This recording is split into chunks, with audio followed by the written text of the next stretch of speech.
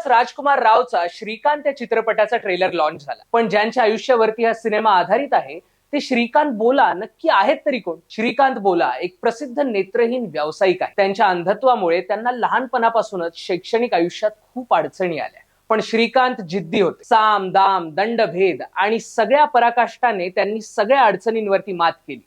इयत्ता 12वी मध्ये त्यांनी 98% गुण मिळवले आणि यासोबतच ते MIT मधून शिक्षण घेणारे पहिले आंतरराष्ट्रीय नेत्रहीन विद्यार्थी बनले. परत भारतात येऊन त्यांनी हैदराबादला एका छोट्याशा खोलीत काही मित्रांसोबत एक कंपनीची सुरुवात केली. ही कन्झ्युमर फूड पॅकेजिंग कंपनी होती. पुढे जाऊन त्यांनी आजूबाजूच्या बेरोजगार लोकांना यात भरती केलं. पाहता पाहता बोलंट इंडस्ट्रीज एक $1 मिलियन कंपनी बनली. आपल्या जिद्दीने आणि चिकाटीने कुठलाही पाठिंबा आणि भांडवल नसताना श्रीकांत बोला यांनी सिद्ध केलं की आपली कुवत कोणतंही अपंगत्व नाही तर आपणच ठरवू शकतो.